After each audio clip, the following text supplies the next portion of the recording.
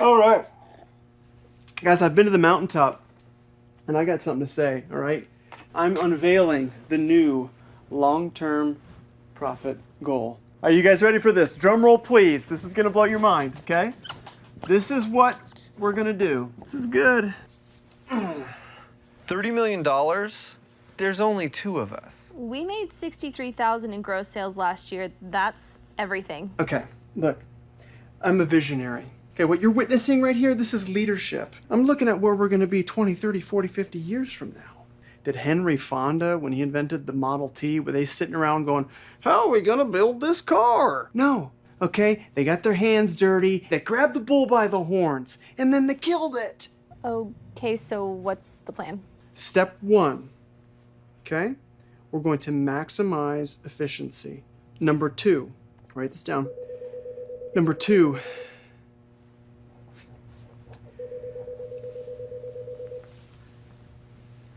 step three, emulsification. Listen, if you guys follow those steps, we're going to hit our goal by the winter of 2032. Okay, what an incredible Christmas that'll be. All right, so you guys know what you're doing? No. Awesome. All right, I'm going to hit the links. Ooh, Daddy likes. How does one man grow a business that he started with just $700 into a business that now generates over $300 million in annual sales? On today's show, our Canadian brother from another mother, Brian Scudamore, shares with us how he founded and successfully scaled 1-800-GOT-JUNK, Wow One-Day Painting, You've Moved Me, and Shack Shine. Ladies and gentlemen, it's my pleasure to introduce to you Mr. Brian Scudamore. Some shows don't need a celebrity narrator to introduce the show, but this show does. 2 men, 8 kids, co-created by 2 different women, 13 multi-million-dollar businesses. Ladies and gentlemen, welcome to the Thrivetime Show. Now, 3, 2, 1, here we go! Started from the bottom, now we here. Started from the bottom, and we'll show you how to get here. Started from the bottom, now we here. Started from the bottom, now we here. Started from the bottom, now we here. Yes, and Thrive Nation, on today's show, we have an incredible guest. This guy is the CEO of the O2E Brands, the parent company of 1-800-GOT-JUNK. Wow, One-Day Painting. I said, wow, One-Day Painting. You Move Me and Shack Shine. Ladies and gentlemen, the man, the myth, the legend, Mr. Brian Scudamore. Welcome on to the Thrivetime Show. How are you, sir? Well, I don't need any more coffee. Thank you, Clay. That is quite the introduction and huge energy. Thank you so much for having me on your show. Well, I'm excited to have you on the show. You know, my partner and friend Jonathan Barnett has built a major, very successful franchise in OxyFresh carpet cleaning, and we're always hearing the praise reports about how great your brands are doing. So I'd like to kind of start at the bottom if we can here. When did you get the idea to first start 1-800-GOT-JUNK? I was in a McDonald's drive-thru of all places. There I was, a beat-up old pickup truck in front of me. I had just dropped out of college or out of high school. I was one course short of graduation. All my friends were going to college, and so I figured I needed to follow them. But first it meant talking my way in to college. I met with the admissions group and said, you know what, I'm smart enough. I can do this even without a high school diploma. They somehow gave me a chance, and then I needed to find the money to pay for it. So I was in that McDonald's drive-thru. There's a beat-up old pickup truck in front of me with plywood sides on the box. It said Mark's Hauling across the truck. And I was like, wow, that's what I'm going to do. I'm going to go buy myself a pickup. I'm going to start hauling junk. And there I was, 18 years old, running a business that in 2 weeks paid for itself. Oh, awesome. By the end of the summer, gave me enough money for college. And I was off to the races. And that was 1979, right? 1989. I'm not quite that old, 89, but sometimes I feel it. Well, yeah, I was going to say, because you look like you're drinking a lot of fish oil. You look like a young man. I was wondering if this was 1999. I wasn't sure. Okay, now, you bought this first truck. Am I correct? Was it $700? Was it $7,000? How much money did you spend on that truck? Yeah, $700. It was my life savings. I had $1,000 in the bank, $700 on the truck, the rest on flyers and business cards, and then off I went to start building a business, which ironically, there I am in college, learning more about business by running a business more than I was studying entrepreneurship in school. So I made the bold decision to drop out. My father is a liver transplant surgeon. He's done more schooling than most people I've ever met. And you can imagine when I sat down to say, hey, Dad, I got a year left of college. I'm dropping out because I'm learning more about business by running one. He thought it was a foolish decision, but certainly is on side with that decision today. Did he name your company Rubbish Boys, or who named the company? He said, this company's crap. We're going to call it Rubbish Boys. Who named the company Rubbish Boys? That would be me. Okay. I wanted to name it something that sounded bigger than just me. So it was the Rubbish Boys. It was plural. It was a vision for something greater. And I started hiring friends, and they would, be fellow college students, and they would be running the business alongside of me. We'd build it together. And it was a ton of fun, and continues to be fun almost 30 years later. Now, when you started this company in 1989, my understanding is you guys hit $1 million in revenue in 97. Is that correct? Yeah, so it took us 8 years to get to $1 million in revenue, which is pretty slow growth. I was excited when we got there, but the fun part is today we do $1 million on any given day. So 8 years, nice and slow, and then boom, the ramp up through franchising, finding the right franchise partners, and a great team of people, and we've been able to accelerate things significantly. Do you have a favorite band, like a favorite 1990s, 80s band, a favorite rap group? Do you have a favorite music group? Oh, gee, a lot of British stuff. What was I into? I was into New Order, The Cure, a lot of new wave type. Yeah, I know, a little, I was probably wearing eyeliner back in the day. Really? Okay, so you were into Cure. You're into The Cure. And when you're into Cure, you know how a lot of times these bands, they break up, they get into disagreements, they say, hey, we should stop wearing eyeliner. No, we need to stick with the eyeliner. We need to change it up. No, we got to, next thing you know, they end up breaking up. Then they get back together and they perform at a casino. My understanding is that you guys, you decided to break up the band. You said, listen, Rubbish Boys, Rubbish Guys, Rubbish Dudes, did you fire everybody at the same time? Fired my entire company. I had 11 people in the band, so to speak. They were employees, not partners. But I sat down one day and I said, I'm not having fun. I'm not smiling anymore. I'm not happy with my business. The fun has gone away. And so I sat down with my team and I just said, guys, I hate to do this, but this isn't working for me. I either didn't bring in the right people, didn't give you the love and support you needed. But this is a leadership issue. This is my problem, and time to own up and start again. One bad apple spoils the whole bunch. Had 9 bad apples and got them all out of the business. And the next day went from 5 trucks down to 1. And if you think of the analogy again of a band, a one-man band is tough to play the guitar and the drums and sing and do it all at once. And so it was a struggling point for me for the next several months. But I learned that, a business is all about people. Finding the right people and treating them right became my focus.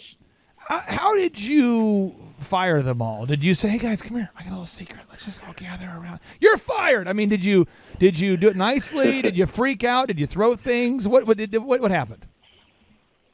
Yeah, I think I got real and sat down with everybody and just brought them in the room at one point together and ripped off the Band-Aid and said, I'm so sorry. I started by apologizing because it really was my leadership challenge and it was no one else's fault. These were people that weren't clean cut, professional. They had a bit of attitude. They weren't the ones that I needed to help me build the FedEx of junk removal is what I started talking about. And so it was time to clean house, and it was a tough thing for me to do, a scary thing for me to do. You can imagine one guy in a little office with 11 other guys, many of them bigger than me, saying, what, you're firing us? We're losing our job? Are you kidding me? It was a scary moment, but it was the right thing to do. And my business wouldn't be what it is today hadn't I made that scary decision. What town did you start your company in? Where was this geographically?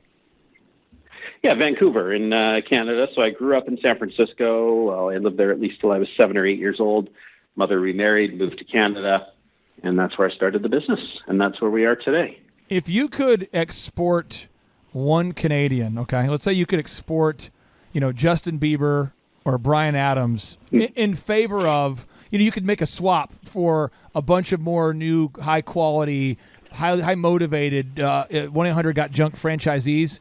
which Canadian would you give up? Would you give us Bieber? Would you give us Bryan Adams? Who would you give up? I like Bryan Adams. Bryan Adams is a good guy. I would give you, you know what? You could probably have Bieber. You'd give us You could take Bieber? the Biebs. Really? Yeah, you could have the Biebs. Here's yeah. what I heard, and I could be wrong, but I heard that the GDP of Canada is comprised of shale, exploration, 1-800-GOT-JUNK, Right. Bryan Adams, Bieber, and Canadian beer. That's what I heard the entire economy is comprised. You're going to give 1/5 of the economy away? But you couldn't have beer, but you can have the Biebs. Yep, Okay. you can have them. Okay. And my final Canadian question here: how often do you end a sentence with the letter A? I mean, because I'm from Minnesota, which we're kind of like cousins. And if I go up there for about 2 you got weeks the in a same row, twang. Yeah. I start to, don't you know A? And I find myself going, why did I just say that? And I can't stop. Is it a bad deal up there? Do you say A a lot up there, or is it just in Minnesota? No, we say it a ton. I have to think of. I think it depends on what I'm drinking, who I'm with, how much I'm drinking, but I will definitely say A lot. And it depends who you're around, for sure. Don't you know? Okay, so let's talk about 1-800-GOT-JUNK. When did you rename that thing?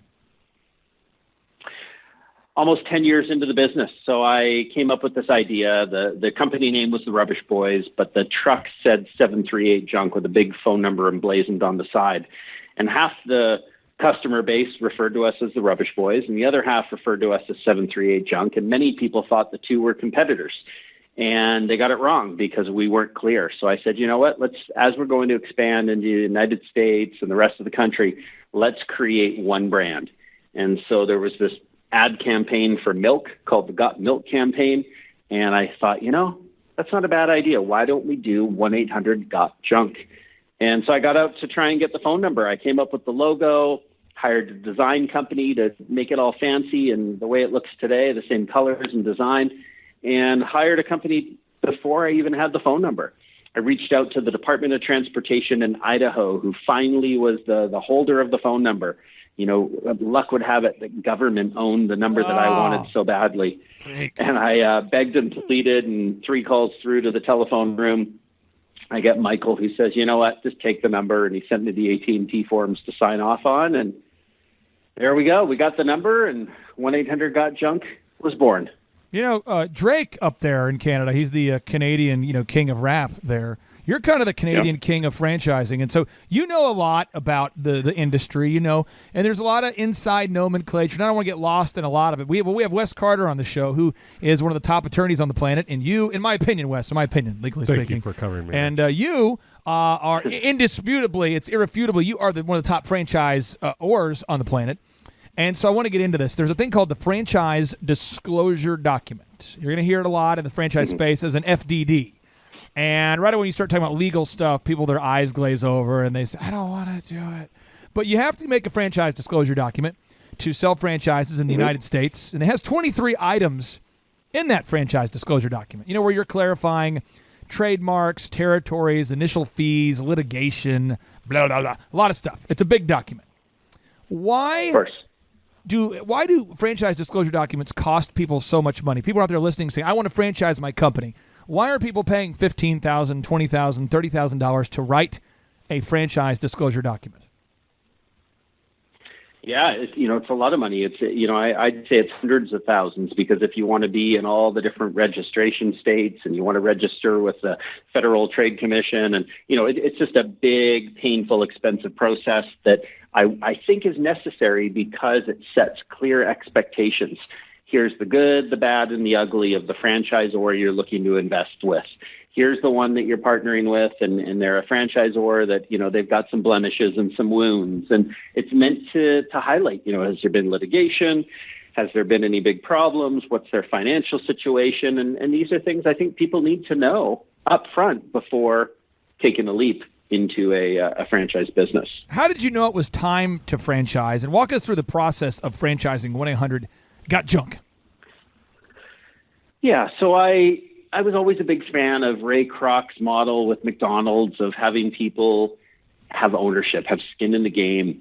And he created something remarkable across the world in a brand that never existed. He really took the McDonald's brothers business and made it something that many people owned and thrived with. And I always wanted to build something bigger and better together. And so that ownership model, we could have gone the private equity route. We could have gone raising capital, do an IPO. I mean, the Starbucks model or the Subway model. We happen to have chose the Subway model, the franchise model, which I believe in because we've got franchise owners who take great pride in their market, in what we're building together. And I just felt like it was something I wanted to be a part of. And so I started to research it, realized how expensive it was, how little I knew, made a bunch of mistakes trying to franchise, but eventually we started to figure it out, and things started to work for us. Wes has a question here for you, but before we get to Wes's question, we'll always one-up my question.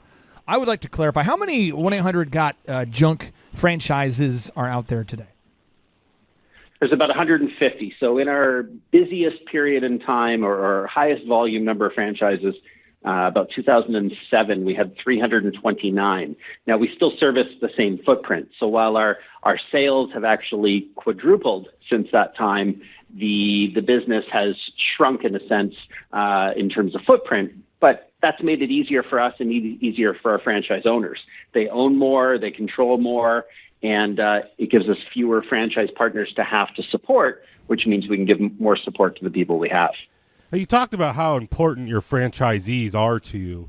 I mean, do you accept anybody that sends in the right application, or do you have a criteria? I mean, how do you pick what's a good fit for you and the applicant that's trying to become a franchisee? Yeah, so of about 100 people that apply, we will accept one. Wow. So what we do, it's about an 8-week process of us screening people out, weeding people through, and saying, we've got someone who's got the money, but they don't have the attitude, they don't have the cultural fit, they might not be somebody who we believe in or has a proven track record of success. They might not be a leader. So things we look for leadership, attainment, the ability to set goals and get them done, tenacity to follow through when the going gets tough. And we're looking for people that want to learn, that want to follow a system, not someone that's a purebred entrepreneur who wants to do everything their way and reinvent the systems. This is about how can we do this bigger and better by doing this together. What kind of personality type is just a disaster of a franchisee where you look back and go, oh, that, you know what, that right there. Oh, Billy. I should not have sold a franchise to that kind of person. And then what's the best kind of person to have a franchise? Yeah, so I would say I don't think it's personality type. I mean, we definitely take people that are a little more social, that want to do something with people, because we want our franchise partners to pick up the phone and call their neighbors and call people across the country to say, what are you doing? What's working? And a lot of our franchise partners do some pretty cool things together, whether it's hike Machu Picchu or they go on these adventures and these trips and they get together with their families. We want that social connectedness. But I think it's less about personality and it's more about their attitude. Are they focused? Are they trying to run this one business versus running a bunch? Are they really putting all their eggs in one basket and really working this system and making this their entire bet? And so, franchise owners, whether they get into 1-800-GOT-JUNK or Shack Shine, our newest business, which is windows, gutters, power washing, we want people that are all in. When they try and do a job and a business, we find that they're just spread too thin and things fail. Speaking of thin, by the way, if people Google search you, you are looking good, man. What are you doing? Are you what are you up there in Canada? You going beer free the last few years? What are you doing?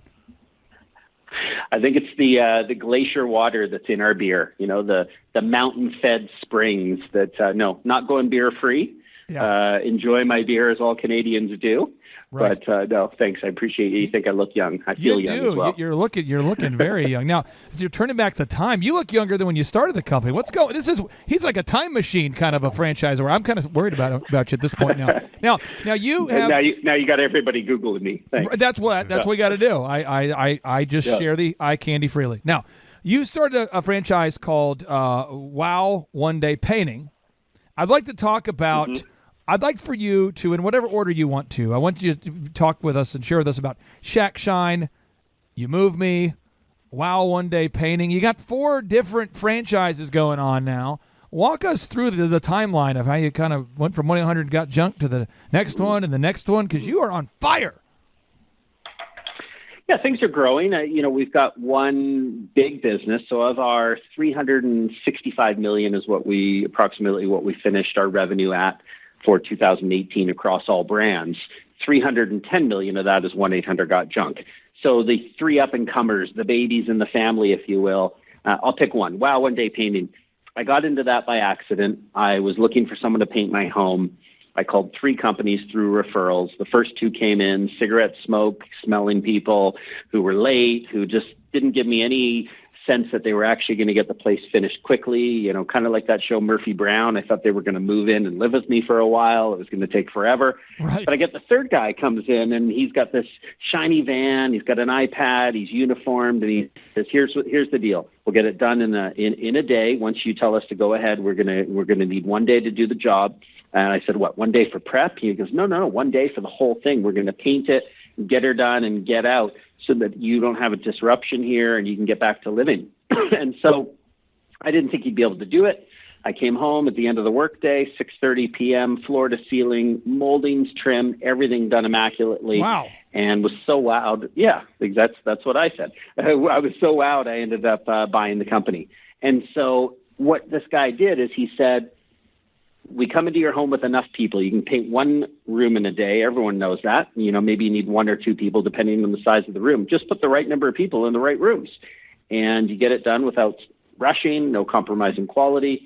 And so that is our biggest franchise other than 1-800 Got Junk. We've got over 50 franchise owners, and not people that get into it because they love painting, but people that want to build and grow an empire in their city. And it's been super exciting. It's been fun to watch it grow. And I had a lot of naysayers that said, "You can't paint a home in a day," especially some friends of mine that were in the painting business that I went to as experts. They said, "You're freaking nuts. This can't be done." Right. One of the guys that told me I was freaking nuts is now running that company, which is fun. There, and every day you just walk up to me and you say, "You're doing a good job," in your face. Yeah, exactly. Now, you wrote a book called WTF, Willing to Fail, How Failure Can Be Your Key to Success. Brian, my friend, what inspired you to write this book? WTF, my man. And WTF, why did I write a book? I have a hard enough time reading books, let alone getting out there and writing. I'm so disfocused and ADD at times that it can be a challenge. But you know what? I love writing. I love storytelling. And Roy Williams, who's the wizard of ads, as we call him, he's the guy that does all our radio creative across the country. And Roy kept pestering me, write a book, Brian. You got to write. And I was like, Roy, I don't need to write a book. My ego doesn't need it. I'm not one of those entrepreneurs. And he said, no, you don't get it. It's not about you. It's about storytelling to others, because your stories are inspiring. What you guys have built together, you need to tell the world. So I said, okay, fine. He said, I'll make it easy. And we ended up storytelling, recording them all, and starting to put them together in a book. And love the book we wrote because it has inspired. I had a video testimonial from a 9-year-old the other day. I also had a testimonial from an 89-year-old. So from 9 to 89, that's the range we're working in right now. And we seem to be inspiring people and encouraging people to go down the road less traveled of entrepreneurship, either with us or without us. But anything we can do to help inspire, we feel it's worth it. If somebody is going to get this book today, they're going to go out there and buy WTF. Do you have a few highlights in the book, or maybe a thing where you go, hey, if you're going to love this story? Is there a particular story they're going to find in the book that is hot? Yeah, I mean, there's stories about how we created the painted picture, our vision for the future of how we were going to get on Oprah, how we were going to build the FedEx of junk removal, and against all odds, we did it. There's stories of, we already talked about firing the entire team and what that was like and what that taught me. The entire book is ups and downs of these WTF moments where I am actually failing, but I learned from that failure. People say, what would you change if you could change one thing? Are you kidding me? Nothing. I needed to learn those lessons to get to where we are today. And so I don't know if there's one thing that stands out, because I hear such different things from different people. But one of my quotes at the end is, there's a real big difference between making a living and making a life. And I think the book is a life strategy book that teaches people not just about business, but shares wisdom from all of us who've been a part of creating 1-800-GOT-JUNK at O2E Brands of how to make a great life. And I think North Americans often have it wrong, and they focus so much on the living part and the things and collections. And it's like, you know what? Life's too short to not have fun and to not be making a difference in this world. Let's make meaning, not just money. Now, you're a guy who you're very passionate about what you do. You can sense it, you can feel it. It's worth googling your name there. I mean, you're very you have a lot of passion for what you do, and I think a lot of entrepreneurs out there have a lot of passion for what they do, but they never can sit down and make all the detailed systems and checklists needed to franchise. So it's not really franchisable, right? Because it's just a vague idea. How do you know when something is able to be franchised? Like, what level of detail do you need to have? What kind of systems, what kind of processes and checklists and things do you need to have in place before you really should look to franchise your business? I think if a business can look, act, and feel the same from city to city, that's the key. You know, if your business needs an artist, if your business needs somebody who really has a creative bent, who can do things differently, it's hard to replicate that. To me, a franchise organization is a recipe. You're creating a recipe that if people follow that recipe, they're going to be successful. They have to do all the same ingredients and follow the process, the recipe the same way. But if they do that, they will be successful. So think McDonald's, one of the original franchises, those little hamburgers and French fries and the way they look and feel and everything's consistent in Tulsa versus, Los Angeles. It doesn't matter where you go. I think looking at a business, it doesn't have to be food. It doesn't have to be home service. It has to be something, though, that can be consistently replicated in each market. Now, Brian, this is Wes. You talked about how important it is to be happy, which I can't agree with more. And at least in my experience, my happiness level at work has a lot to do with who I surround myself with.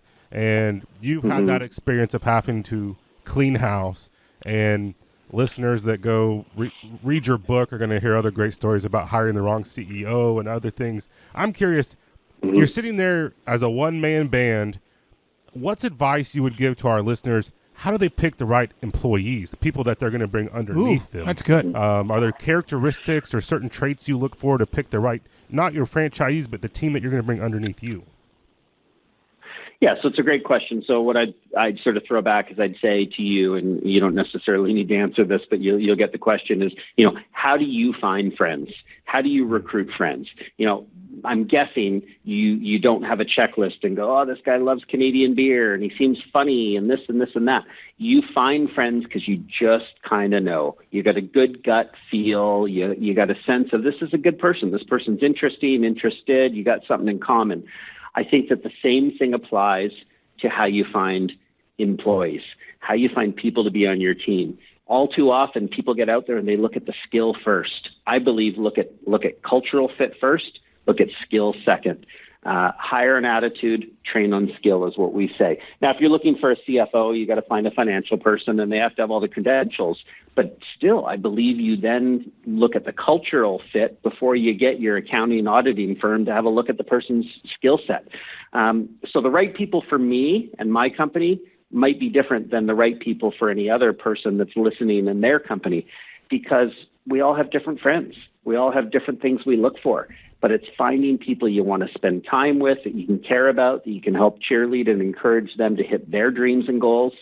And that's what makes it all work. And then once you find the wrong people, if you've made a mistake and you've compromised, get those people out. Help them free their future up for a better place for them.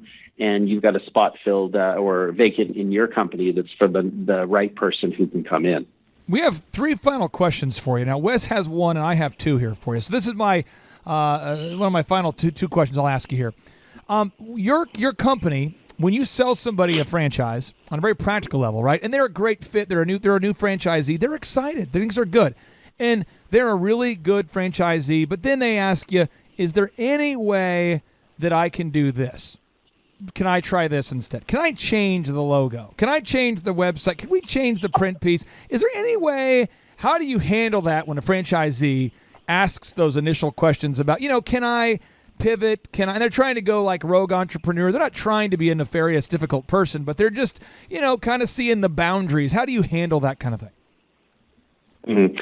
Our advice is take the first year to follow our systems, and we try and be very upfront in the process with them in doing that so that they don't come back and say, oh, no, I want to try this and you didn't tell me that I couldn't. We want them to run with our systems for the first year. The systems weren't created by Brian Scudamore. They weren't created by the Junction. They were created by all of us, everybody a part of the O2E Brands family, and they work. And so we'll often get franchise partners coming to us late in the game, a couple of years into the business, and they're like, oh, man, I should have followed the systems more closely because you're right, they do work. Now, if someone wants to try something new and wants to be innovative, we like doing experiments. We want to pilot different things and try. One of our franchise partners came to us and they said, I want to stay open till midnight. We're like, well, that sounds crazy, but they wanted to test it. We then ran a national radio set of ads, and it's been the most impactful radio programming we've done. Staying open till midnight has shown we're committed, we're all in, and people had to operationalize it. But you know what? It was a smart thing to do, all because Alan in Baltimore decided to be the one to step up and say, you know what? I want to try something new. I think we should pilot it. And it worked. Not all experiments do work, but that's what you got to do is you got to try new things and take some risks. So if you got an employee or a franchisee or just a friend that they're wanting to learn more about business or leadership do you have like a go-to book, whether it's autobiography or a business book that you're like, hey, go read this. You can learn a lot about business, leadership, running your company. Do you have a favorite book that you suggest for people? Yeah, so for two different sort of questions, I think, in there. One is on leadership and one is on running your business. On the leadership side, huge fan of Jim Collins' Good to Great. It's an oldie but a goodie, and man, that book is just unbelievable. I think scientifically data-driven, here's how to build the right leadership style. On the running a business side, on building systems and processes, whether you want to franchise or just grow and scale a business, The E-Myth Revisited by Michael Gerber. Michael Gerber's become a great friend, and I just love the impact that book had on our business. So E-Myth by Michael Gerber and Jim Collins, A Good to Great. Now, I can tell you this.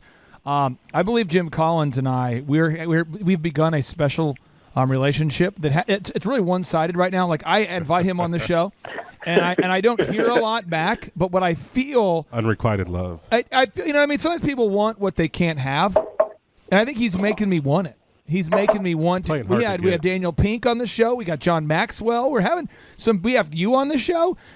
So maybe if you can just, Brian, maybe you can throw back a Canadian beer for me tonight, and just pour out some liquor for my homie here, Jim Collins, and see if you can get him on our show. That's my only request there this year. So I've got a final question here for you. Yeah, well, yeah.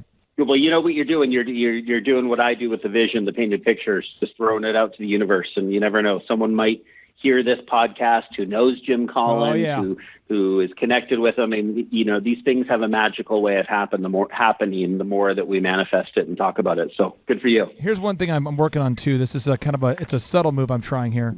Brian, a lot of times I'll say, Jim Collins, if you're listening right now and your name is Jim Collins, call me, pick up the phone, Jim Collins. It's kind of a subtle move. It's subtle. It's very classy. That is so good. That is so good. All right. Wow. Yeah.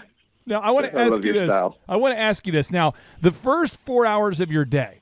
Now, obviously, your schedule's different now. But when you were starting the 1-800-GOT-JUNK, when you fired the guys, the Rubbish Boys, you fired the band, you restructured, and you said, okay, we're going to franchise this baby.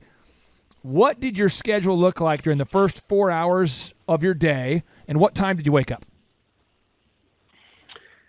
So back in that day, I probably would have woken up at 7 o'clock, get into the office and just deal with fires, letting people get out in the trucks and scheduling, dispatch, dealing with customer issues and, dealing with happy customers as well, but just trying to manage it all, a volume, a fire hose of things going on.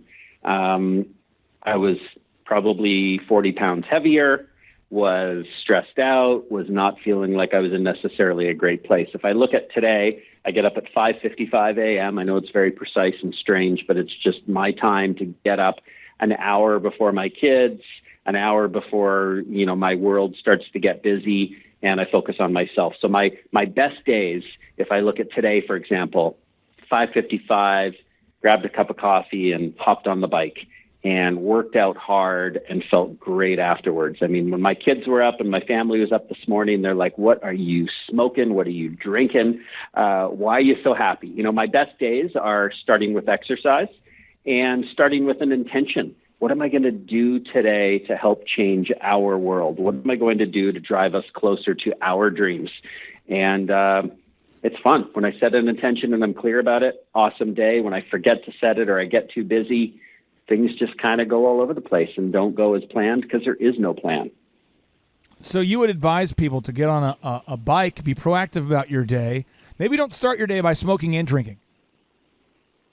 And no smoking and drinking. That was just my family wondering what I was smoking. Okay, there's somebody out there. Happy. But yeah.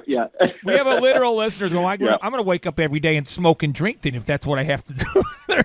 Okay, just want to clarify that for the literal listener out there. Yeah. Now, hey, I appreciate you so much for being on the show. I appreciate you so much for writing this book, WTF, and for building these franchises. Because a franchise really is, you're creating an opportunity for somebody to create time freedom and financial freedom. You're creating opportunities for people. Thank you for doing that yet again by being on today's show. Do you have one big ask of our listeners, anything you want them to do today as a result of listening to today's show? I've got no ask. I'm about giving back at this point, and if there's something I can do to help anyone there, don't hesitate to reach out.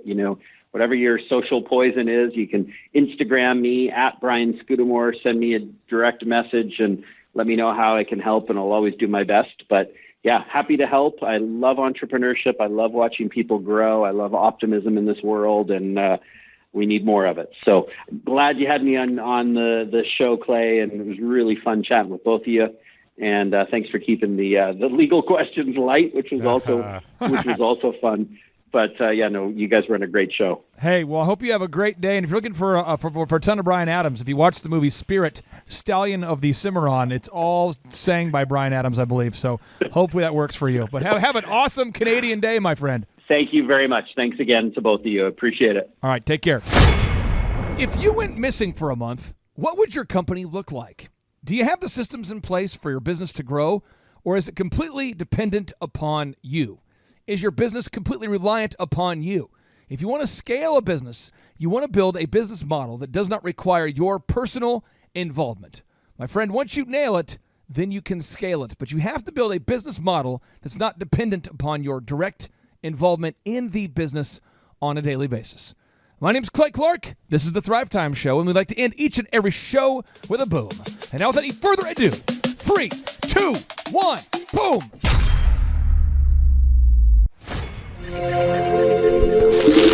I'm going to be honest with you guys. We're not executing. Okay? We're not getting things done. All right? So I went to the library. I found this. Okay? It's a seminar on how to execute. I think it's going to help you guys a lot. All right? So take some notes. Pay attention. All right? Here we go.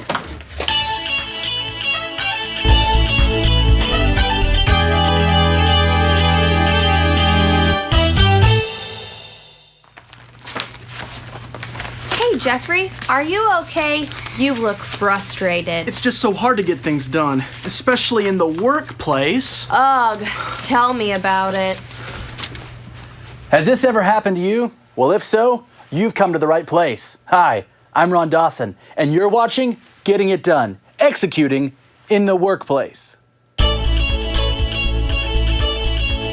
In this video, I'm going to show you 3 easy steps to help take your business from last place to first place. So let's not waste any more time. Let's execute this lesson. Step 1. Keep the pace with technology. In this fast-paced world of technology, it's important that you keep up. So make sure you have the following. 1. A cordless phone. 2. A fax machine. And number 3, a lightning-fast connection to the World Wide Web using a secure dial-up modem. Don't let the 90s pass you by. Hello. Step 2. Communicate with colleagues. I'm here for the meeting at 3. Jeffrey, the meeting was at 1. What? Uh-oh. Looks like these two didn't communicate. Avoid these and other time wasters by communicating with colleagues, using interoffice mail, and writing things down. Step 3. Use effort to succeed. I have a lot of work to do, but I'm tired. I'm gonna take a nap. Jeffrey, what are you doing? You know you can't reach your dreams if you don't do anything. Try using effort to succeed. Now you got it, Susan. In order to succeed, you have to try. Even if you want to quit, don't, because you are too legit to quit. My name's Ron Dawson. Thanks for watching.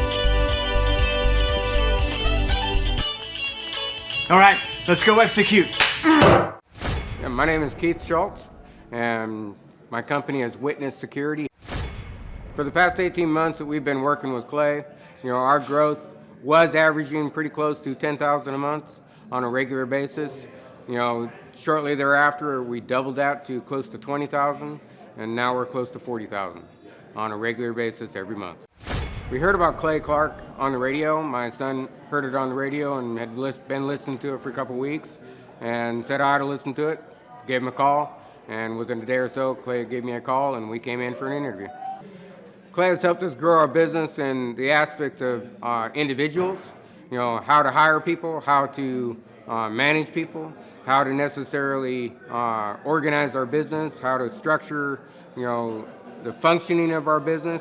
Though we've been in business for close to 9 years at that time, Clay has revamped everything we do, to a much more better operational business than what it ever was before.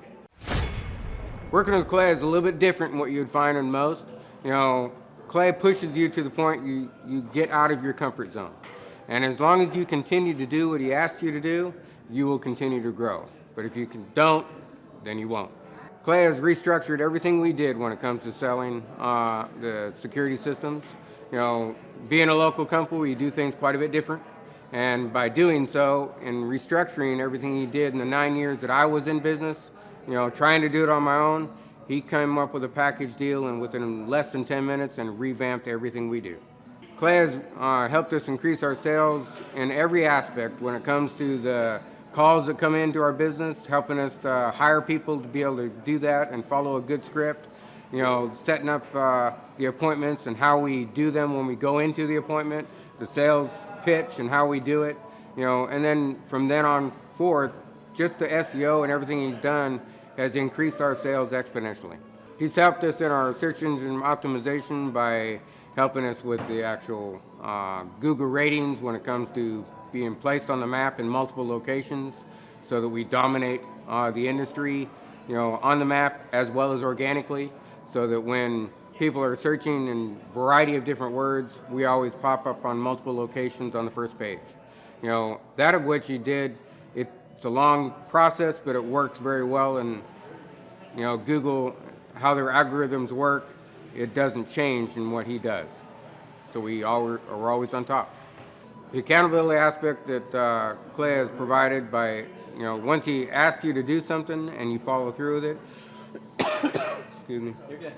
The accountability aspect of working with Clay makes it to the point where he'll ask you to do something, and though it may seem a little bit out of the ordinary what you ought to do, he'll keep pushing you until you do it. And it becomes easier once you actually follow through with the whatever he asks you to do. That becomes easier, and you'll finally see the success that he is asking you to have accomplished by. I mean, it's just good in how he works. If you're looking for coming to Clay Clark for asking him to help you grow your business, I can guarantee it'll be a success if you follow through with what he says. You have to follow through with what he says in order to make it work. And so you have to come to the table making sure that you're going to do what he says. Be teachable, and you will be successful. Clay Clark is here somewhere. Where's my buddy Clay? Clay's the greatest. I met his goats today. I met his dogs. I met his chickens. I saw his compound. He's like the greatest guy. I ran from his goats, his chickens, his dogs. So this guy's like the greatest marketer you've ever seen, right? His entire life, Clay Clark, his entire life is marketing. Okay, Aaron Antis, March 6th and 7th. March 6th and 7th, guess who's coming to Tulsa, Jerusalem? Ooh, Santa Claus? No, that's March. March 6th and 7th, Oh. you're going to be joined by Robert Kiyosaki. Robert Kiyosaki. Best-selling author of Rich Dad, Poor Dad. Probably the best-selling, or one of the best-selling business authors of all time. And he's going to be joined with Eric Trump. He'll be joined by Eric Trump. So we got Eric Trump and Robert Kiyosaki in the same place. Aaron, why should everybody show up to hear Robert Kiyosaki? Well, you got billions of dollars of business experience between those two, not to mention many, many, many millions of books have been sold. Many, many millionaires have been made from the books that have been sold by Robert Kiyosaki. I happen to be one of them. I learned from the man. He was the inspiration. That book was the inspiration for me to get the entrepreneurial spirit, as many other people. Now, since you won't brag on yourself, I will. You've sold billions of dollars of houses, am I correct? That is true. And the book that kickstarted it all for you, Rich Dad, Poor Dad. Rich Dad, Poor Dad, the author, the best-selling author of Rich Dad, Poor Dad, Robert Kiyosaki, the guy that kickstarted your career. Yeah. He's going to be here. He's going to be here. I'm pumped. And now Eric Trump, people don't know this, but the Trump organization has thousands of employees. There's not 50 employees. The Trump organization, again, most people don't know this, but the Trump organization has thousands of employees. And while Donald J. Trump was the 45th president of these United States and soon to be the 47th president of these United States, he needed someone to run the companies for him. And so the man that runs the Trump organization for Donald J. Trump, as he was the 45th president of the United States and now the 47th president of the United States, is Eric Trump. And so Eric Trump is here to talk about time management, promoting from within, marketing, branding, quality control, sales systems, workflow design, workflow mapping, how to build. I mean, everything that you see, the Trump hotels, the Trump golf courses, all their products, the man who manages billions of dollars of real estate and thousands of employees is here to teach us how to do it. You are talking about one of the greatest brands on the planet from a business standpoint. Right. I mean, who else has been able to create a brand like the Trump brand? I mean, look at it. And this is the man behind the business for the last pretty much since 2015. He's been the man behind it. So you're talking, we're into 9 going into 10 years of him running it, and we get to tap into that knowledge. That's going to be amazing. Now, think about this for a second. Would you buy a ticket just to see Robert Kiyosaki and Eric Trump? Of course you would. Of course you would. But we're also going to be joined by Sean Baker. This is the best-selling author, the guy who invented the carnivore diet. Oh, yeah. Dr. Sean Baker. He's been on Joe Rogan multiple times. He's going to be joining us. So you've got Robert Kiyosaki, the best-selling author of Rich Dad, Poor Dad, Eric Trump, Sean Baker. The lineup continues to grow, and this is how we do our tickets here at the Thrivetime Show. If you want to get a VIP ticket, you can absolutely do it. It's $500 for a VIP ticket. We've always done it that way.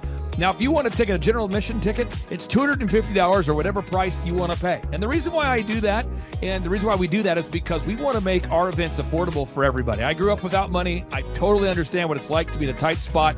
So if you want to attend, it's $250 or whatever price you want to pay. That's how I do it. And it's $500 for a VIP ticket. Now, we only have limited seating here. With the most people we've ever had in this building was for the Jim Brewer presentation. Jim Brewer came here, the legendary comedian Jim Brewer came to Tulsa, and we had 419 people that were here. 419 people. Yeah. And I thought to myself, there's no more room. I felt kind of bad that a couple people had VIP seats in the men's restroom. No, I'm just kidding. But I thought, you know what, we should probably add on. So we're adding on what we call the upper deck, or the top shelf. So the seats are very close to the presenters, but we're actually building right now. We're adding on to the facility to make room to accommodate about another 30 attendees or more. So again, if you want to get tickets for this event, all you have to do is go to thrivetimeshow.com.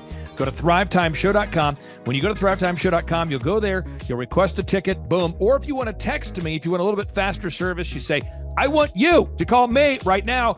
Just text my number. It's my cell phone number, my personal cell phone number. We'll keep that private between you, me, everybody. We'll keep that private. And anybody, don't share that with anybody except for everybody. That's my private cell phone number. It's 918-851-0102. 918-851-0102. I know we have a lot of Spanish-speaking people that attend these conferences, and to be bilingually sensitive, my cell phone number is 918-851-0102. That is not actually bilingual. That's just saying Juan for a one. It's not the same thing. I think you're attacking me. Now, let's talk about this. Now, what kind of stuff will you learn at the Thrivetime Show workshop? So, Aaron, you've been to many of these over the past 7-8 years. So let's talk about it. I'll tee up the thing, and then you tell me what you're going to learn here, okay? Okay.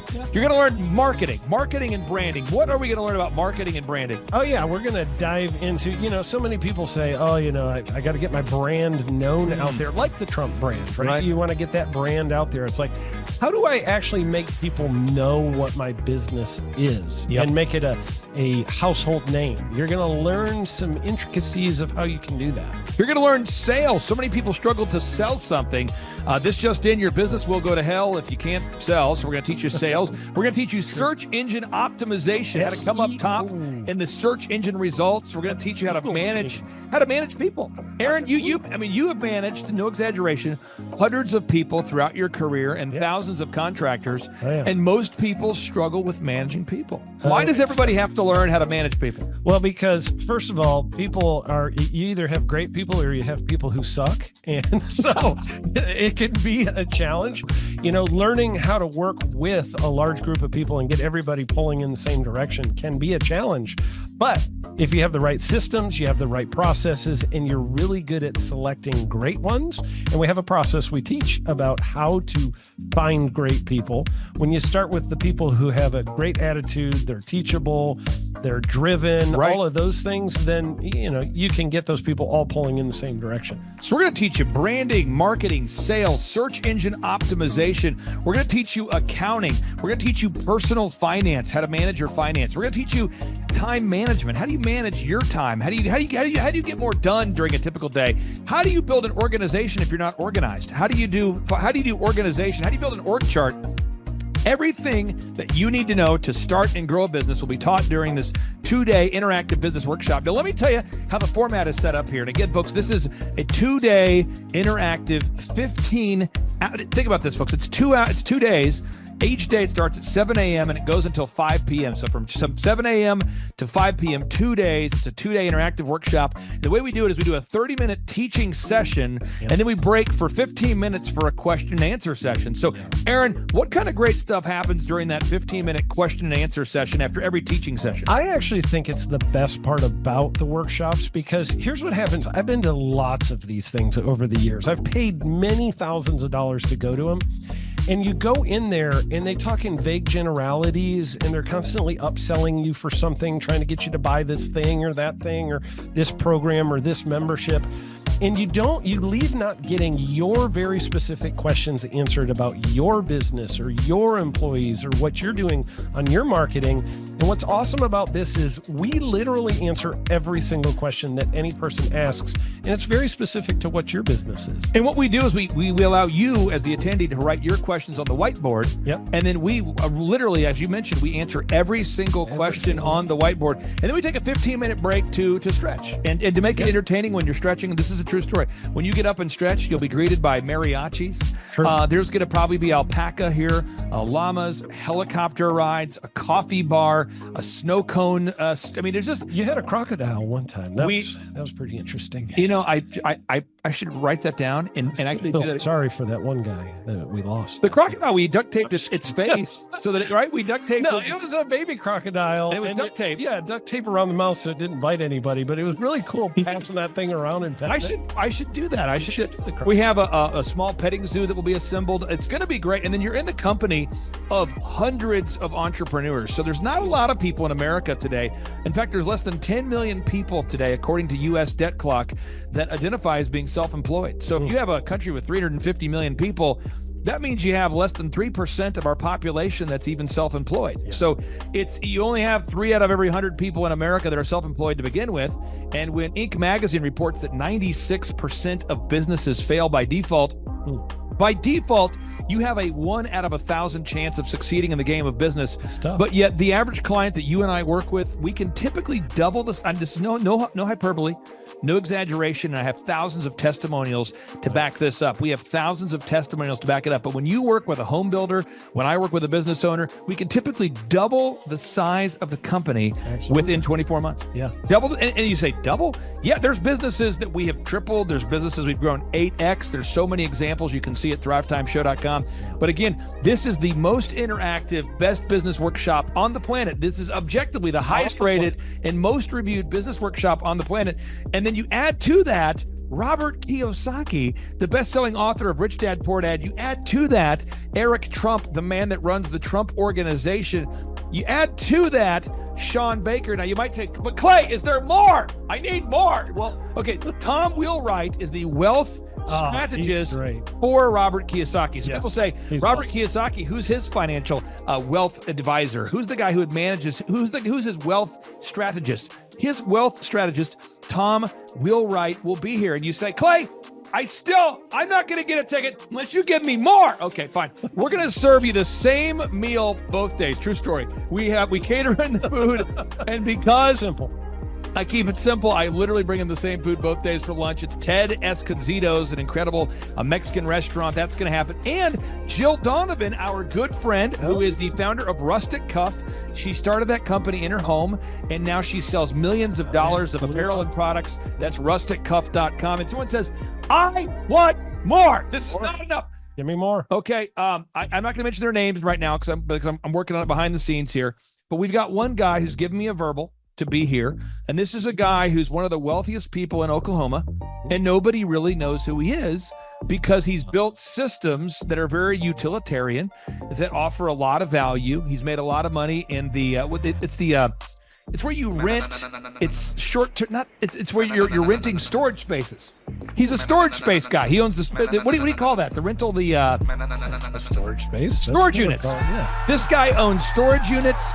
He owns railroad cars. He owns a lot of assets that make money on a daily basis, but they're not like customer facing. Most people don't know who owns the mini storage facility, or most people don't know who owns the warehouse that's passively making money. Most people don't know who owns the railroad cars, but this guy, he's given me a verbal that he will be here, and we just continue to add more and more success stories. So if you're out there today and you want to change your life, you want to give yourself an incredible gift, you want a life-changing experience, you want to learn how to start and grow a company, go to thrivetimeshow.com. Go there right now, thrivetimeshow.com. Request a ticket for the 2-day interactive event. Again, the day here is March 6th and 7th. March 6th and 7th, we just got confirmation. Robert Kiyosaki, best-selling author, Rich Dad, Poor Dad, he'll be here. Eric Trump, the man who leads the Trump Organization. It's going to be a blasty blast. There's no upsells. Aaron, I could not be more excited about this event. I think it is incredible. And there's somebody out there right now, you're watching and you're like, but I already signed up for this incredible other program called Smoke Your Way to Thin. You think that's going to change your life? I promise you this will be 10 times better than that. Looks like I picked the wrong week to quit smoking. Don't do the Smoke Your Way to Thin conference. That is, I've tried it. Don't do it. Yeah, chain smoking is not a viable. I mean, it is life-changing. It is life-changing. If you become a chain smoker, it is life-changing. Not the best weight loss program, though. Right, really. So if you're looking to have life-changing results in a way that won't cause you to have a stoma, get your tickets at thrivetimeshow.com. Again, that's Aaron Antis. I'm Clay Clark, and reminding you and inviting you to come out to the 2-day interactive Thrive Time Show workshop right here in Tulsa, Oklahoma. I promise you, it will be a life-changing experience. We can't wait to see you right here in Tulsa, Oklahoma.